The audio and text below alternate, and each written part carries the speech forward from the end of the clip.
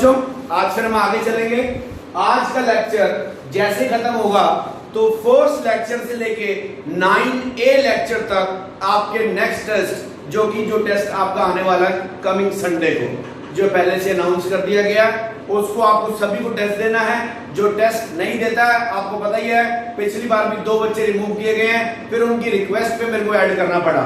ठीक है, ऐसा ना कीजिए और टेस्ट दीजिए सो दैट मुझे पता तो लगे आप कर क्या रहे हैं। देखो एक बात और, कुछ बच्चे टेस्ट हो सकता है चीटिंग से करें, मुझे नहीं पता है, लेकिन आप देखो किसको दे रहे हो, अपनी जिंदगी को दे रहे हो, मुझे कोई फर्क नहीं पड़ेगा।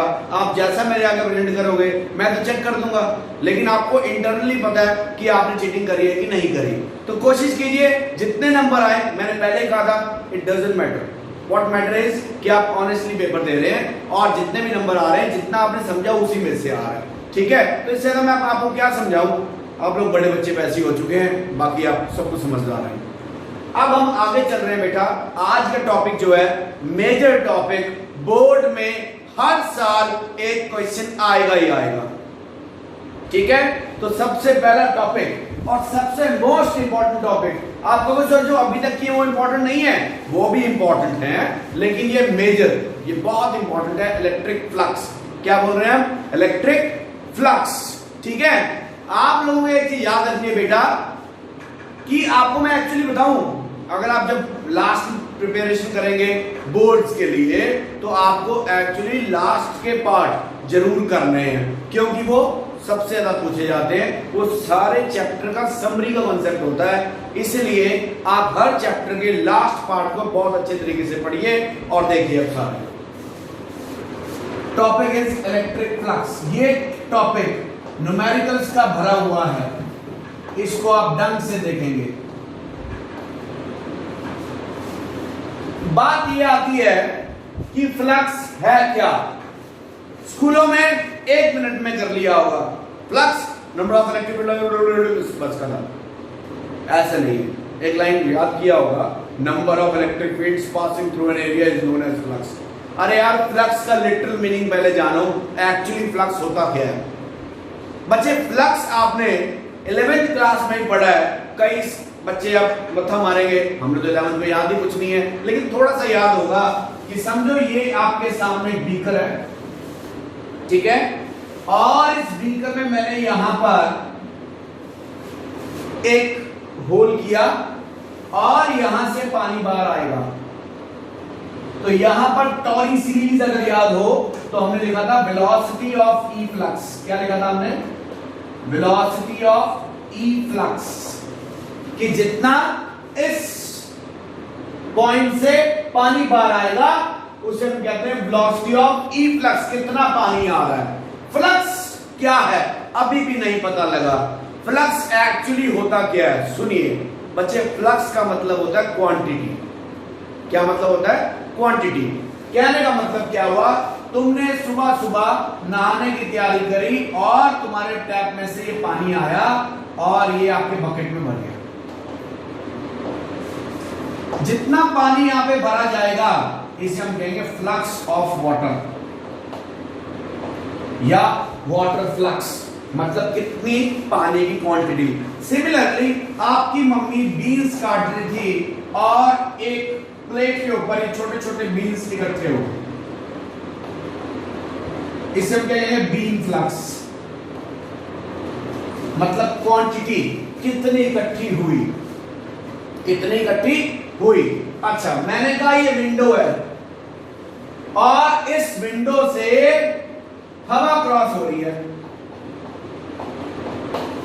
ठीक है, कितनी हवा क्रॉस होगी, ये क्या होगा? Wind flux.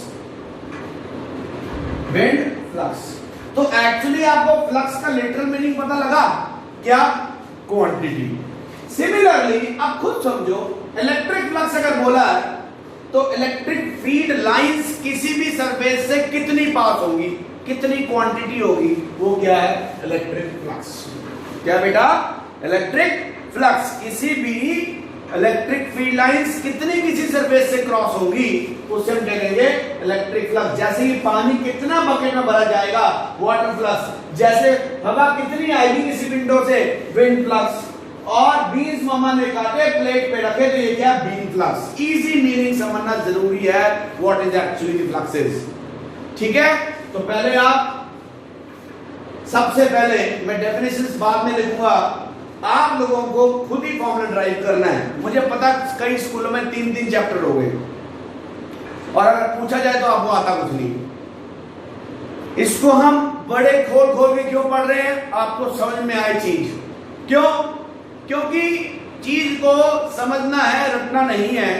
तो हम डेफिनेशंस बाद में आपको बताएंगे, सबसे पहले आपको एक फॉर्मूला खुद ड्राइव करना है। कई बच्चे इसका फॉर्मूला जानते भी होंगे, लेकिन अब देखना वो फॉर्मूला आया कैसे, जो कि मेजर चीज है। ठीक है, अब मैं लिख रहा हूं, पहले इसको देखिए फिर आगे चलते हैं।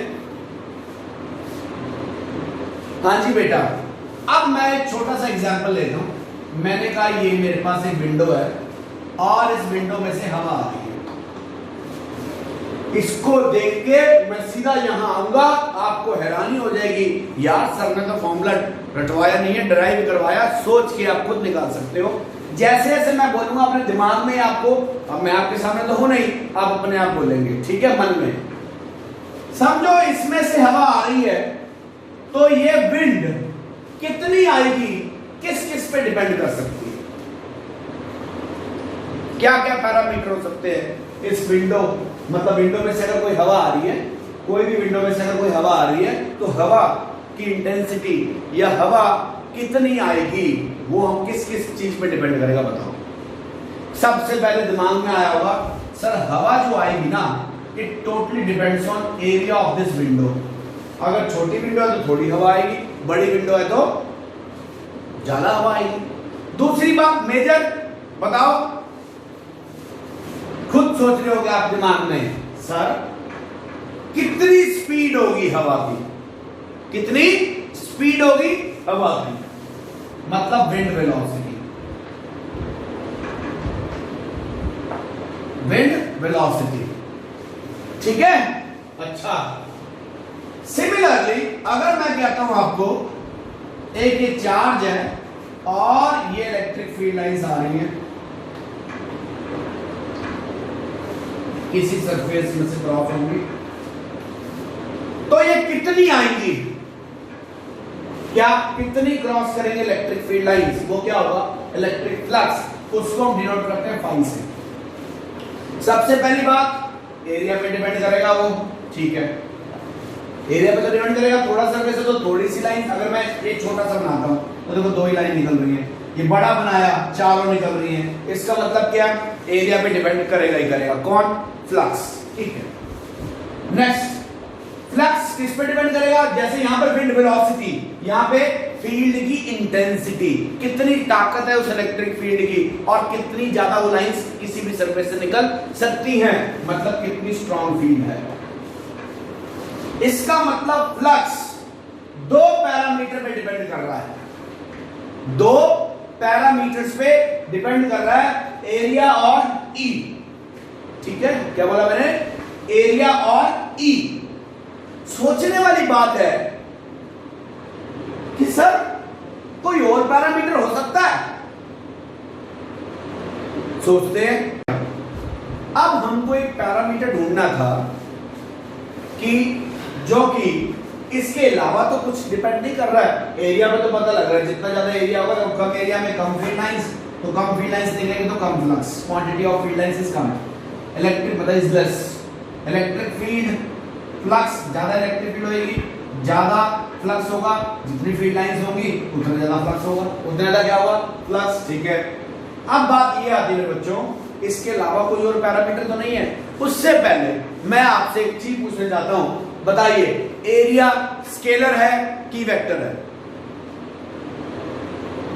सोच रहे होगे आप मन में कि क्या कह दिए सर ने। 99% लोग कहते हैं area is a scalar quantity, लेकिन ये सरासर झूठ है। क्या है देखिए, area is a vector quantity, vector quantity. I give you the proof now. देखिए समझो, ये एक लेंथ है, ये क्या एक ब्रेथ, और मैंने ये दोनों रख दिया, दोनों को एक के ऊपर एक, ठीक है। अभी इनके बीच में एरिया कितना है? 0। लेंथ ब्रेथ ऊपर दोनों एक ओवरलैप कर रही है, कोई भी एरिया नहीं है। जब मैं इसको रोटेट करूंगा तो देखो कुछ एरिया आया, अब रोटेट किया कुछ एरिया आया, अब रोटेट किया कुछ एरिया आया, अब रोटेट किया कुछ एरिया आया। इसका मतलब जब तक रोटेशन नहीं होगी तब तक एरिया नहीं आ सकता, और जब भी रोटेशन होती है तो साथ में डायरेक्शन आनी शुरू हो जाती है। राइट हैंड थंब रूल तो कहता है जब भी रोटेशन होगा एक थंब आपको क्या देगा? डायरेक्शन। इसका मतलब एरिया क्या है? वेक्टर क्वांटिटी, जिसका मैग्नीट्यूड तो लेंथ इनटू ब्रेथ पता लगेगा, लेकिन जिसका एरिया कैसे? Perpendicular to the plane containing L and B, और ये एरिया वेक्टर।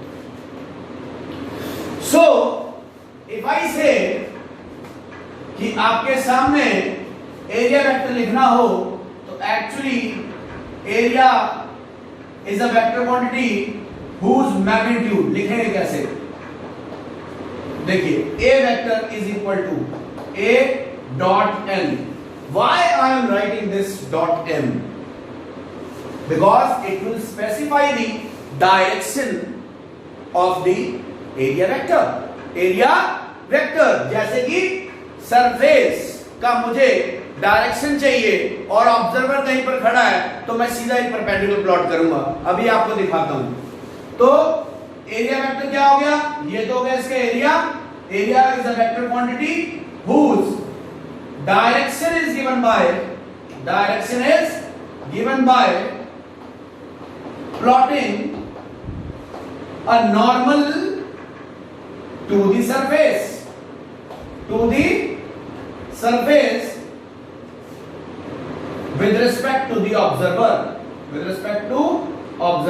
जैसे कि मैं आपके सामने एक सीडी लेके आया और इस सीडी के लिए एक बच्चा, इस सीडी का ये एरिया है, एक बच्चा इस तरफ खड़ा है, तो इसकी डायरेक्शन कहां होगी? एरिया वेक्टर प्लॉट करेंगे तो इस सरफेस से परपेंडिकुलर, ये देखो। अगर यहां खड़ा हो तो ये देखो। अगर ऐसे कर दिया मैंने इसको सरफेस को, और कोई नीचे खड़ा है तो एरिया वेक्टर कहां है? ये रहा। कोई ऊपर से देख रहा तो एरिया वेक्टर कहां है? ये रहा। तो एरिया वेक्टर हम कैसे प्लॉट कर रहे हैं? With respect to the observer. हम एक नॉर्मल प्लॉट करेंगे सरफेस के साथ। जैसे कि अगर मैं इसी को ड्रॉ करूं, मैंने कहा ये रहा एक सरफेस और मुझे एरिया वेक्टर प्लॉट करना है, तो देखो ये एरिया वेक्टर, ये एरिया वेक्टर, ये एरिया वेक्टर, मतलब नॉर्मल प्लॉट किया। अगर मैं ऊपर से देख रहा हूं, जैसे कि मेरे पास अगर कोई सरफेस है, ये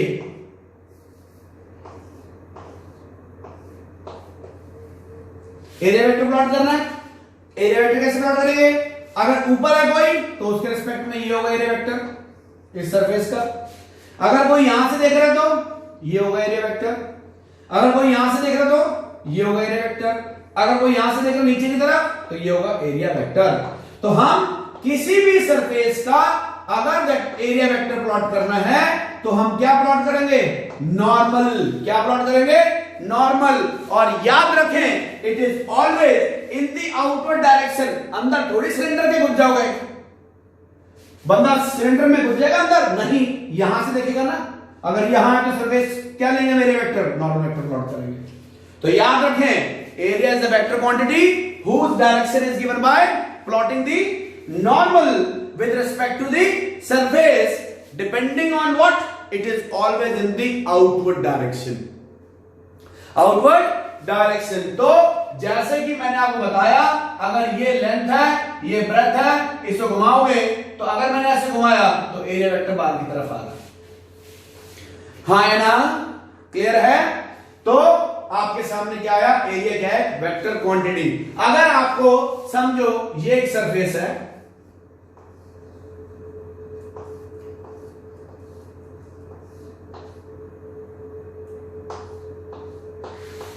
एक सरफेस है, आपको एरिया वेक्टर प्लॉट करना है। अच्छा तो बताओ अगर यहां पर है तो कैसे बनाओगे? ये लो जी, एनआर राइट साइड, अगर ऊपर है तो टॉप साइड, अगर नीचे है तो बॉटम साइड, अगर लेफ्ट में है तो एंड लेफ्ट। ठीक है, सामने है तो अब मैं ऐसे गार्ड तो नहीं दूंगा ना इसके अंदर, तो एरिया वेक्टर बाहर की तरफ, पीछे है इसके तो उस तरफ, तो एरिया वेक्टर प्लॉट करना आ गया। तो किसी भी सरफेस का एरिया वेक्टर हम कैसे प्लॉट करते हैं? Just plotting the normal, and that normal must be perpendicular to the surface depending on the position of the observer, and it is always in the outward direction. This normal, यहां लिख रहा हूं, always in outward direction, outward direction. So this is what area vector. अब तुम कहोगे sir ये क्यों बताया आपने ये क्यों बताया? अभी तुम्हारे सामने सारी बातें क्लियर करूंगा, रटवाना नहीं है मुझे फॉर्मूला, मुझे दिखाना है आपको। पहले इतने एरिया वेक्टर बनाओ, फिर हम आगे चलते हैं। हाँ जी बच्चों, अगर आपको मैथमेटिकली इसका प्रूफ चाहिए तो देखो, ये लेंथ हो गई, और अगर मैं एक पैरेललोग्राम लूं या एक रेक्टेंगल का कितना होता है एरिया? Length into breath. मैंने कहा ये W हुआ, ये हुआ थीटा, तो ये होगी इसकी ब्रेथ, ये कितनी होगी? W sine theta. तो एरिया कितना हो जाएगा बताओ? L W sine theta. अब क्योंकि देखो L और ये W, L और ये W, ये देखो अगर मैं इसको ऐसे करूंगा, इसका मतलब एक पर्टिकुलर डायरेक्शन में लेके जाना पड़ेगा। इसका मतलब ये एंड ये हैविंग डायरेक्शन, ठीक है, किसी एक प्रॉपर डायरेक्शन में घुमाएंगे तो एरिया पैदा होगा। आप क्या देख रहे हो? लेंथ W साइन थीटा, आप जो देखा, साइन अगर आ जाता है तो कैसा प्रोडक्ट होता है? L cross W। दो वेक्टर का क्रॉस प्रोडक्ट क्या होता है? वेक्टर प्रोडक्ट, और एक वेक्टर क्वांटिटी, क्योंकि क्रॉस इटसेल्फ था वेक्टर प्रोडक्ट, तो एरिया कैसा हुआ? Vector quantity. ये मैंने आपको मैथमेटिकल प्रूफ भी दे दिया। लेट अस से L है, ये W है, अगर मुझे इसकी निकालनी है ब्रेथ, तो ये ब्रेथ अगर निकालता हूं, ये एंगल मैंने जब इसको रोटेट किया तो कुछ एंगल डेवलप हुआ, तो ये जो ब्रेथ होगी, अगर मैं एक पैरेललोग्राम लूं तो L into W sine theta आ जाएगा। तो साइन थीटा एक परपेंडिकुलर होता है जिसकी डायरेक्शन L क्रॉस V बाहर की तरफ होती है, और साइन को हटाएंगे तो क्रॉस प्रोडक्ट, और क्रॉस प्रोडक्ट तुम्हें क्या देता है? हमेशा एक वेक्टर क्वांटिटी। तो ये कैसा है? वेक्टर। क्यों मैं इतना बता रहा हूं? दिमाग में आए, फिर दोबारा साइंटिस्ट सोच सकता तो हमें भी सोचना है। यही आप एक स्लोगन दिमाग में डाल लो, अगर साइंटिस्ट सोच रहा है तो हम भी सोचेंगे। हम रटेंगे नहीं उसकी बातें, हम चीजें देखेंगे, फिर हम उसी की चीजों को अप्लाई करेंगे, कोई टेंशन नहीं, क्योंकि उसने हमारे से पहले कर लिया ये चीजें। आज आप नई सोच लेके आए हो तो आप भी तो अपकमिंग साइंटिस्ट हो सकते हो, ठीक है? तो अब देखिए, तो ये आपके सामने क्या आया? Area is a vector quantity जिसकी डायरेक्शन कैसे प्लॉट करेंगे? बोलो, परपेंडिकुलर प्लॉट करेंगे। क्या प्लॉट करेंगे? परपेंडिकुलर। कहां पर? इन outward direction depending on observer. अगर ऑब्जर्वर ऊपर है तो ऊपर बनेगा, नीचे है तो नीचे बनेगा, साइड में है तो साइडों में बनेगा। तो ये आपके सामने क्या है? Area is a vector quantity. अब हम आगे चलते हैं। ये क्यों बताया आपको मैंने, इसको आप नोट करेंगे तो देखते हैं हम आगे। हाँ जी बेटा, हमारा मुद्दा क्या था? मुद्दा ये था कि फ्लक्स इलेक्ट्रिक फील्ड पे डिपेंड कर रहा है, फ्लक्स एरिया पे डिपेंड कर रहा है, और एरिया हमने क्या देखा? एक वेक्टर क्वांटिटी है। क्या फ्लक्स इन दोनों के अलावा किसी पैरामीटर पे डिपेंड कर सकता है कि नहीं कर सकता? तो देखिए जरा एक चीज, लेट अस से उसको भी दिखाने के लिए एक और एग्जांपल लेता हूं, थोड़ी डीप स्टडी करते हैं। ये समझो पानी की धार है, मतलब एक पानी ऐसे आ रहा है, और मैंने क्या किया, यहां पर एक शॉर्ट ओपनिंग दे दी, और लेट अस से ये एक सीढ़ी है और इसके बीच का ये ओपनिंग हो गई, और मैंने यहां से एक पाइप लगाया और यहां पे एक बकेट डाला, ठीक है? कहने का मतलब क्या हुआ, अगर ऐसे पानी आ रहा है और ये सीढ़ी ऐसे है और यहां से एक पाइप लगा हुआ है और ये नीचे आ रहा है पानी, तो ये आ गया पानी जी। अभी देखो आप, पानी का डायरेक्शन क्या ये रहा और इसकी ओपनिंग का डायरेक्शन भी क्या है उस तरफ, और अगर मैं इसको ऐसे कर दूं तो आप क्या देख रहे हैं कि अगर मैं इस सरफेस का एरिया वेक्टर प्लॉट करूं, ये रहा, तो एरिया वेक्टर और पानी की डायरेक्शन क्या है, सेम डायरेक्शन, तो पानी नीचे आएगा, यहां से पानी डैश है, मतलब पाइप डैश है। अगर मैं इसको ऐसे घुमा दूं तो एरिया वेक्टर कैसा हो गया, ऐसा, और पानी तो ऐसे जा रहा है, तो पाइप के नीचे लगा ही नहीं हुआ, पाइप के नीचे लगा ही नहीं हुआ। कहने का मतलब क्या हुआ, लेट अस से यहां से एक पानी का पाइप ऐसा लगा है, यहां से पानी आ रहा है और पाइप के थ्रू पानी बकेट में भरा जाएगा। अगर पानी ऐसे आ रहा है और ये सरफेस भी ओपनिंग सरफेस, इसके सामने ये रहा इसका एरिया वेक्टर और पानी की डायरेक्शन भी ये रही, तो एरिया वेक्टर और पानी की डायरेक्शन का डायरेक्शन क्या है, पैरेलल, क्या पैरेलल, तो यहां से पानी आएगा। अगर पानी ऐसे ही आ रहा है और मैं इसको ऐसे घुमा दूं तो देखो ओपनिंग गई, लेकिन पानी और ओपनिंग का एरिया वेक्टर का कितना हुआ, एंगल 90, मतलब मुझे अब फ्लक्स नहीं मिलेगा, पानी की क्वांटिटी नहीं मिलेगी। कहने का मतलब क्या हुआ, फिर दोबारा देखिए, पानी वाला एग्जांपल देख लिया, अब हम आते हैं इलेक्ट्रिक फील्ड में। किसमें आते हैं हम, इलेक्ट्रिक फील्ड में। लेट अस से ये एक इलेक्ट्रिक फील्ड आ रही है, ठीक है, और ये इलेक्ट्रिक फील्ड ऐसे है, मतलब ये इलेक्ट्रिक फील्ड। मैं आपको दो पेन से दिखाता हूं, थोड़ा इजी होगा आपके सामने।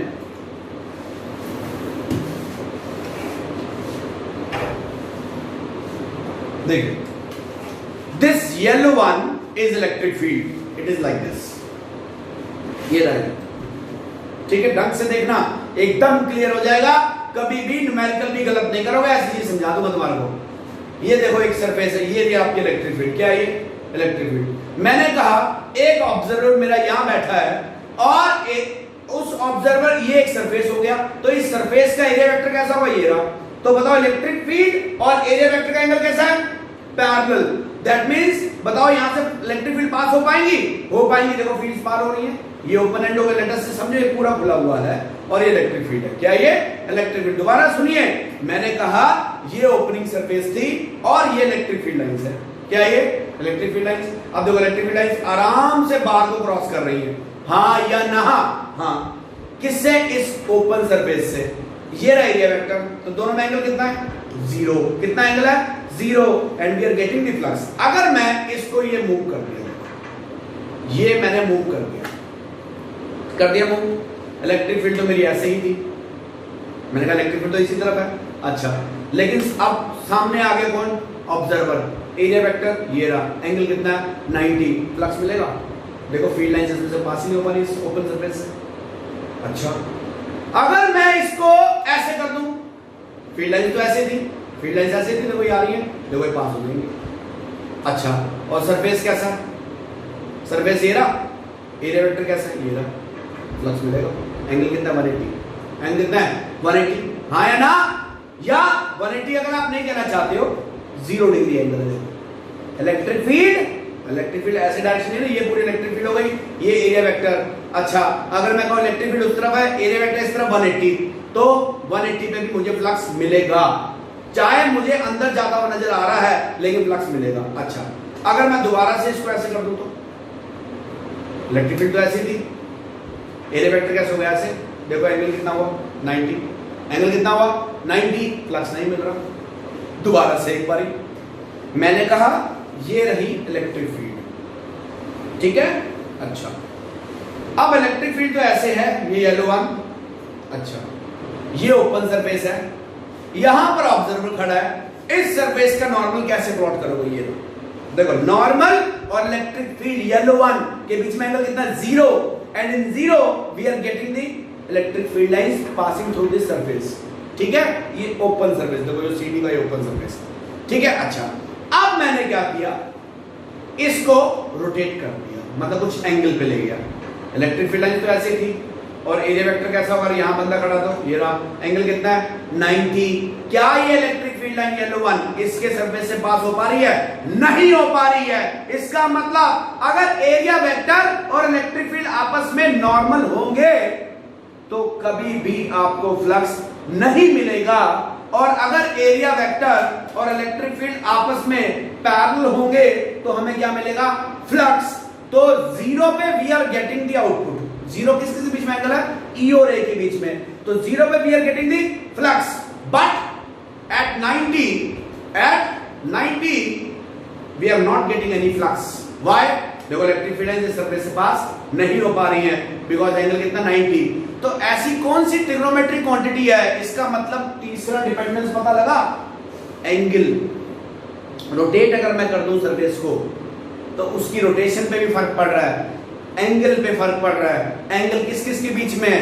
ई और ए के बीच में, ई और ए के बीच में। और अगर वो 90 होगा तो फ्लक्स नहीं मिलता दिख रहा है, और अगर वो 0 है तो हमें फ्लक्स दिख रहा है। इसका मतलब क्या हुआ बच्चों? खुद सोचो, ऐसी कौन सी ट्रिग्नोमेट्रिक रेशियो है जो 0 पे 1 होती है, मतलब 0 पे आउटकम देती है और 90 पे नहीं? खुद सोच लो, कॉस। तो फॉर्मूला क्या बनेगा कि भाई अब फ्लक्स के पास ई ए तो है ही है, और इन दोनों के बीच का जो एंगल है उसका कॉस कंपोनेंट तो मैं क्या देगा? फ्लक्स की डिपेंडेंस। इसका मतलब फ्लक्स क्या बन गया? E A cos theta. Nobody will tell you this, everybody will tell you phi is EA cos theta, but actually फिर दोबारा you should know कि चीज बनी कैसे, साइंटिस्ट ने सोचा कैसे। तो flux is equal to cos को अगर मैं हटाता हूं तो E डॉट A। अब आप खुद देखो, electric field is a vector quantity, नीचे देखो area is also the vector quantity. दो वेक्टर का डॉट प्रोडक्ट क्या होता है? स्केलर। तो फ्लक्स हुआ क्या? एक स्केलर क्वांटिटी। क्या हुई बोलो? Scalar quantity. और इसके साथ साथ मोस्ट इंपॉर्टेंटली आपने क्या देखा कि फ्लक्स एक्चुअली था क्या? कितनी नंबर ऑफ लाइंस किसी भी सरफेस से निकलेंगी उसे हम क्या कहते हैं? फ्लक्स। तो number is actually the scalar quantity. Number क्या, अमाउंट क्या होता है? एक स्केलर होता है, उसकी कोई डायरेक्शन नहीं होती। सो फ्लक्स क्या है? Scalar quantity. इसकी यूनिट क्या बनेगी? इलेक्ट्रिक फील्ड की यूनिट क्या है? Newton per coulomb, area metre square. This is unit of, नजर आ रहा है? Unit of electric flux. तो आज के बाद रट्टा नहीं मारना, लोगों को करके दिखाओगे, एक सीडी ले लेना और क्या बोलोगे? ये दी इलेक्ट्रिक फील्ड देखो, समझो yellow one is electric field. देखो इस ओपन सरफेस से पास हो पा रही है, क्यों? अगर मैं यहां खड़ा हूं तो देखो ये रहा एरिया वेक्टर। अगर ये एरिया वेक्टर है, ये फील्ड लाइन आपस में एंगल कितना बना रही है? 0। इसका मतलब क्या हुआ? फ्लक्स मिल रहा है। अगर मैं इसको रोटेट कर दूं और फील्ड तो मेरी ऐसे थी, तो देखो ये रही फील्ड। क्या ये फील्ड इस ओपन सरफेस क्रॉस हो पाई? नहीं। क्यों? अगर यहां पर होता तो एरिया वेक्टर ये रहा और फील्ड है पीछे येलो वन, एंगल कितना बना रही है? 90 डिग्री, एंड फ्लक्स नहीं मिलेगा। फ्लक्स नहीं मिलेगा। इसका मतलब flux depends on E, A and as well as angle, and that angle, this theta, must be in between electric field, यहां देखो जरा कोने में, electric field and area vector. Area vector. तो न्यूमेरिकल निकालते समय आपको सबसे पहले एंगल चेक करना है, किस किस के बीच में? इलेक्ट्रिक फील्ड और एरिया वेक्टर के बीच में। यूनिट क्या होती है इसकी? इलेक्ट्रिक फ्लक्स की यूनिट क्या होती है? न्यूटन मीटर स्क्वायर पर कूलम। और ये क्या है? Scalar quantity. क्या है? Scalar quantity. So this is what electric flux. अब यहां तक लिखिए, फिर मैं डेफिनेशन लिखता हूं इसकी। हाँ जी बेटा, तो मैंने देखो डेफिनेशन लिख दी है। फ्लक्स एक्चुअली क्या है? अमाउंट या it is some kind of flow. Some kind of flow. ये हमेशा फ्लक्स एक वेक्टर क्वांटिटी की क्या होती है? प्रॉपर्टी। इतना मैंने आपको बहुत ज्यादा डीपली इसको बता दिया है। एक्चुअली वो आपको देखना है क्या कि फ्लक्स एक क्या है? क्वांटिटी है। क्या है? क्वांटिटी। तो देखिए जरा, so electric flux through a given area held inside an electric field, held inside an electric field is the measure of total number of electric lines of forces passing normally through that area. Why normally? क्योंकि हम लोग यहां पे क्या बनाते हैं, normal vector. क्या बनाते हैं यहां पर, नॉर्मल वेक्टर, क्योंकि एरिया को मैंने आपको बताया था, एरिया कैसे डिफाइन किया जाता है, A dot N, A dot N. कोई दिक्कत? सो इस तरीके से आपको एरिया वेक्टर लिखा जाता है। तो नॉर्मली क्यों? क्योंकि नॉर्मल दिया हुआ है। So electric flux through a given area, किसी भी गिवन एरिया से जो कि फील्ड के लाइंस के अंदर रखा गया है, उसमें से कितनी फील्ड लाइंस पास कर जाएं और उसे क्या कहते हैं, इलेक्ट्रिक फ्लक्स। जैसे कि आप देख भी सकते हैं, लेट अस से मैंने यहां पे इलेक्ट्रिक फील्ड लाइंस बनाई कि अगर आपको ओरिएंटेशन चेक करनी है कि वो सीधी वाले एग्जांपल देखा था, और अगर देखना चाहते हो देखिए जरा। समझो मैं एक चॉक बॉक्स लेता हूं आपके सामने, अभी ले रहा हूं चॉक बॉक्स। ये मेरे पास यूनिफॉर्म इलेक्ट्रिक फील्ड है, देखो चॉक बॉक्स। देखो बेटा, लेट अस से थोड़ा मैं बड़ा सरफेस लेता हूं। लेट अस से मैं ये लिया एक सरफेस आपके सामने, ये देखो,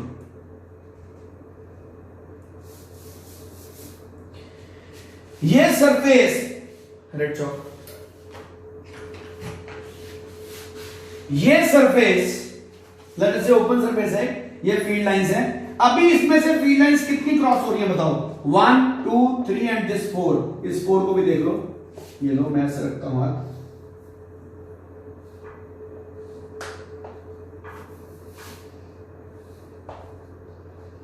रेड चॉक।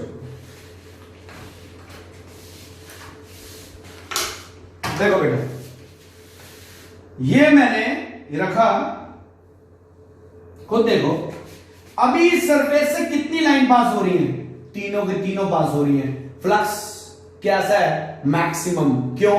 देखो ये रही फील्ड लाइंस, ये यहां पर मैंने एरिया वेक्टर प्लॉट किया, देखो जी इसका एरिया वेक्टर ये रहा, नीचे देखना तो नीचे देख लो, area vector normal vector plot कर दिया। तो एरिया वेक्टर और इलेक्ट्रिक फील्ड का एंगल कितना है, 0। That's why we are getting the maximum flux. अगर मैं इसको थोड़ा सा टर्न करता हूं, लो जी टर्न किया, अब बताओ टर्न करते ही फ्लक्स कम हो रहा है कि नहीं हो रहा है? देखो अब सिर्फ 2 लाइन कट रही है, तो कितनी लाइंस आ रही हैं, 2। तो फ्लक्स देखो रोटेशन करते ही क्या हो गया, कम हो गया।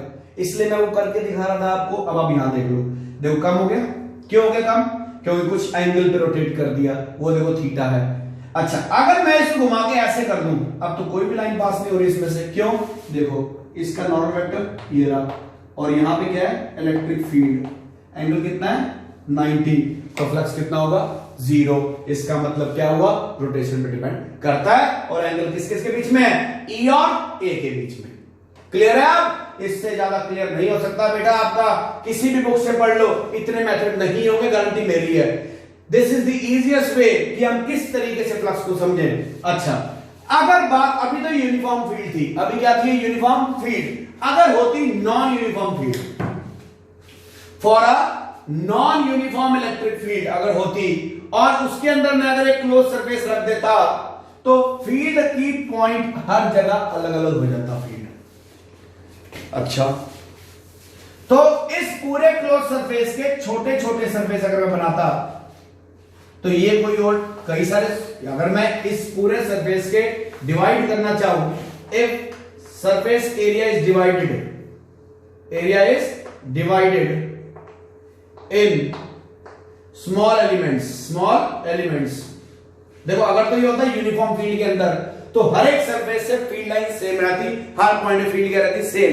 यहां पर फील्ड सेम क्यों नहीं रहेगी, नॉन यूनिफॉर्म है। लास्ट क्लास में आप पढ़ चुके हो, नॉन यूनिफॉर्म फील्ड क्या है, जहां पे क्राउडेड वहां पे फील्ड ज्यादा, फिर इसका मतलब फील्ड का वेरिएशन आ रहा है। अच्छा जी, कोई दिक्कत नहीं है। अगर मैंने कहा ये DS2 है, ये DS3 है, ये सरफेस हो गया DS2, थोड़ा दूर दूर मार तो थोड़ा क्लियर हो जाएगा आपको, DS2 हो गया। अच्छा, ये हो गया DS1। तो अगर मैं इस छोटे सरफेस फ्लक्स लिंक्ड विद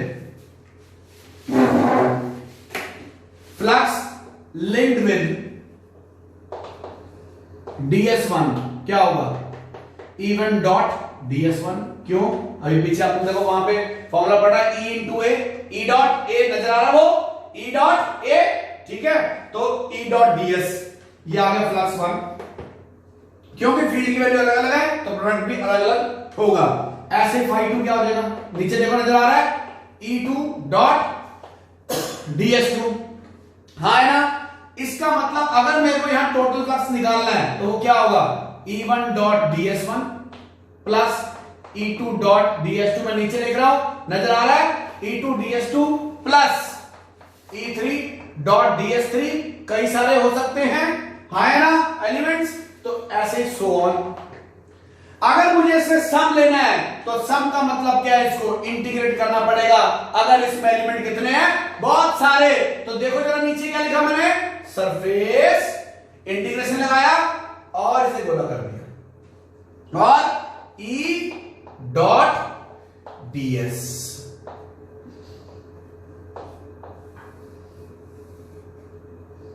क्या मतलब पता लगा कि अगर नॉन यूनिफॉर्म फील्ड है तो फ्लक्स हम कैसे निकालेंगे, हम एक छोटा सा सरफेस लेंगे और टोटल के लिए क्या कर देंगे इंटीग्रेट, क्योंकि सबको ऐड करना पड़ेगा, सब क्या करना पड़ेगा ऐड करना पड़ेगा। देयरफॉर इलेक्ट्रिक फ्लक्स, ऊपर लिखता हूं, यही से देखो E डॉट ds है, ऊपर देखो यहां लिख रहा हूं electric flux note 1, electric flux is defined as surface integral of electric field over surface S, मतलब जो हमने S सरफेस लिया था। कहने का मतलब क्या हुआ, यहां देखिए flux is integration, surface integral का मतलब क्या है ds।